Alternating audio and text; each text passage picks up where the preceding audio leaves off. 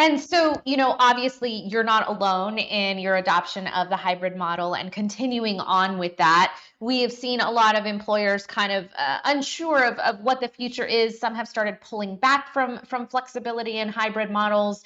How does Cisco weigh the benefits and the cost of hybrid work? Yeah.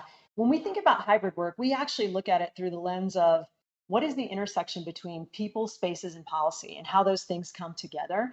And I mentioned earlier, we're a fully hybrid company. We don't have a corporate mandate on days in office. That being said, I do think it's important to recognize that jobs are different. And one of the things that we continue to evolve, and I believe that in this strategy, we're all going to have to just evolve and learn. We're going to have to try things and learn and calibrate as we learn them. One of the things that we're learning is there are certain jobs that do need more proximity to each other. There are certain teams that need proximity at different times within their life cycle. For example, I'll talk about my team from a people and community standpoint. That's our HR team.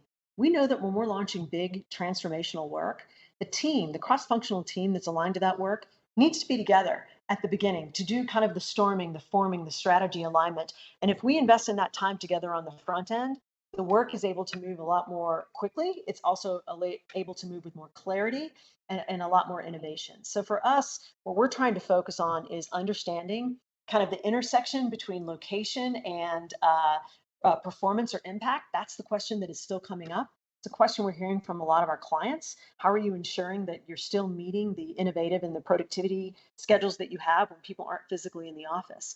But what we know from our data is that we actually hear from our employees that when they work flexibly, it actually promotes higher level of innovation, or at least perceptions higher level of innovation.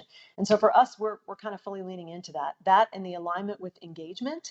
We're also one of the things I'll add is when we think about things differently. I think when we went into the pandemic, half of our company was already not coming into the office at all. So we had a large percentage of remote workers. So we were a little bit ahead in this. But one of the things that we have learned over the last 3 years is in adoption of these collaboration technologies, success when it comes to well-being and delivering outcomes really has to do with how do you set up an intentional hybrid strategy? And part of that is boundaries.